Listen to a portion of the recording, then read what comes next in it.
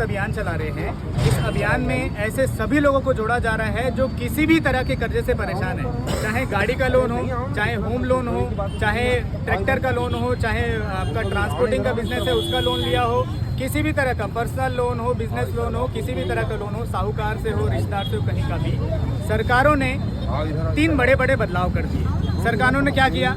सरकारों ने जीएसटी लेकर आई, व्यापारी बर्बाद।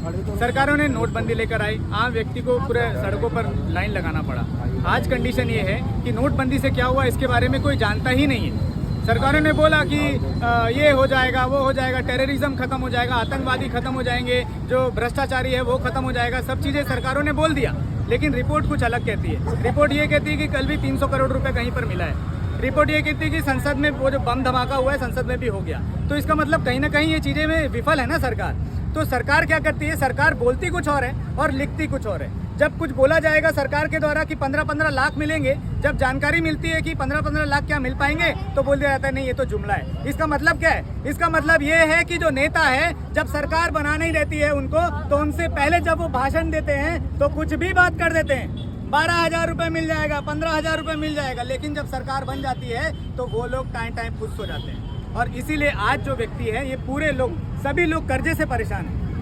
इनकी स्थिति ये है कि यदि इनको बचाया नहीं गया तो आज कंडीशन ये है कि हर दिन कोई ना कोई व्यापारी आत्महत्या कर रहा है, हर दिन कोई ना कोई किसान आत्महत्या कर रहा है, हर दिन कोई ना कोई मध्यम वर्गीय परिवार आत्महत्या कर रहा है और आत्महत्या करने के लिए मजबूर कर दिया गया है। ये कोई मतलब चाहता नहीं है कि आत्महत्या करे, कोई ये चाहता नहीं है कि कर्जा ले लिया है तो कर्जा नहीं पटाए, लेकिन कंडीशन ये नियम लाती है उसमें कहीं ना कहीं कर्जे से छूट मिलती है, कम इंटरेस्ट रेट जो है कम हो जाता है। ये बोला जाता है। बात ये है कि सरकार जो कहती है और बैंक जो कहती है दोनों में जमीन आसमान का फर्क है। सरकार कहेगी कि आपको इतने रुपए का लोन मिल जाएगा, 5 लाख का लोन मिल जाएगा, लेकिन जब व्यक्ति जाता है अपनी रिपोर्ट देने के लिए तो उसको पहले ही घूस मांग लिया जाता है कि 5 लाख देने से पहले भैया बैग में 50,000 रुपये भर दो। तो जब बैंक की जो एसओपी होती है, स्टैंडिंग ऑपरेटिंग प्रोसीजर, तो सरकार जो बोलती है सरकार का एसओपी अलग होता है और बैंक जो कहती है बैंक का एसओपी अलग होता है। इसीलिए व्यक्ति जब सरकार की बात सुन करके बैंक में जाता है तो बैंक वाले बोल देते हैं कि नहीं अभी तो ऐसा कोई नियम नहीं है और उसको टालते रहते हैं। जब तक वो पैसा नहीं दे देता तब तक उसका टालते रहते हैं। मेरा प्रश्न आपसे और है, अभी एजुकेशन जो लोन सरकार निकाले उससे आपको क्या सोचना है? एजुकेशन लोन की स्थिति ये है कि आज इतने सारे लोग एजुकेशन लोन के मामले में ऐसे फंसे हुए हैं कि ट्यूशन क्लास के नाम पर लोगों को एजुकेशन लोन दिया गया।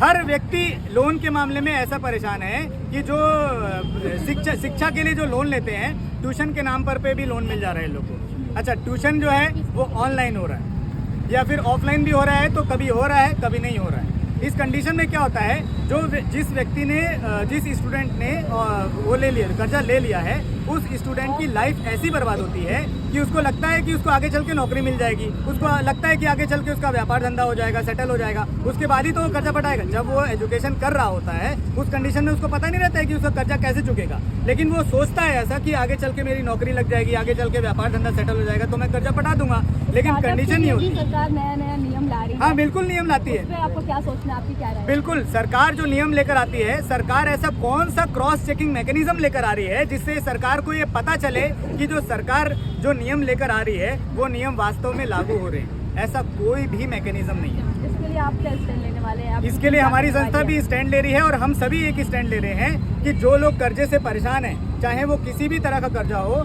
वो सभी लोग हमारी संस्था से जुड़ते हैं, ऑनलाइन फॉर्म भरते हैं। लगभग 13 लाख से ज़्यादा लोगों ने कर्जे की वजह से फॉर्म भरा है। वो लोगों ने कि वो लोग चाहते हैं कि जैसा करोड़पति उद्योगपतियों का कर्जा माफ़ किया जाता है वैसी आम जनता का भी कर्जा माफ़ किया जाए। लगातार वीडियो भेजते हैं कि रिकवरी एजेंट आकर के परेशान करते हैं। बहुत सारी महिलाओं ने ऐसी वीडियो भेजी जो शायद हम पब्लिक प्लेटफॉर्म पे डाल भी नहीं सकते, और इतना परेशान है, इतने पीड़ित है रिकवरी एजेंट से। क्योंकि रिकवरी एजेंट जब मैं बोल रहा हूँ तो इसका मतलब ये है कि जो फर्जी रिकवरी एजेंट है, वास्तव में जो रिकवरी एजेंट हैं वो लोग प्रॉपरली ट्रेंड होते हैं, उसको बोला जाता है डेप्ट रिकवरी एजेंट DRA, वो लोग की ट्रेनिंग होती है। लेकिन जितने भी बैंक और NBFC ने जितने भी रिकवरी एजेंटों को रखा है वो पूरे के पूरे फर्जी हैं, पूरे के पूरे लगभग अपराधी हैं। 99% ऐसे हैं जो अपराधी हैं। लोगों से यही अपील करता है कि कम से कम हम कुछ नहीं कर सकते तो किसी की जान बचा दें। हम कुछ भी नहीं, मेरे पास कोई पावर नहीं है, मैं कोई सांसद नहीं हूँ, मैं कोई राज्य का CM नहीं हूँ, लेकिन मेरे को ये पता है कि मैं किसी भाई का अगर जान बचा दूंगा तो मेरे को पता है कि वो दुआ देगा। वो भाई को अगर पता चल जाएगा कि उसके अधिकार क्या है तो 10 लोग को बताएगा कि हाँ मेरे अधिकार हैं, कर्जदारों के ये अधिकार हैं। आज उसी लिए हम मौजूद हैं। आज श्रद्धांजलि सभा जो दी जा रही है उसके साथ साथ सबको, जितने भी लोग हैं, इनको कर्जदारों के अधिकार का डॉक्यूमेंट भी दिया जाएगा। जो लोग अधिकार के बारे में पढ़ पाएंगे कि हाँ ये कर्जदारों के अधिकार हैं जो छुपाया जाता है, संस्थाओं के द्वारा छुपाया जाता है। आरबीआई कहती है कि बताना चाहिए लेकिन संस्था कोई बताती नहीं है। आपका परिचय बताइए। जी, मैं रजत सिंह भारती, कर्ज मुक्त भारत अभियान छत्तीसगढ़।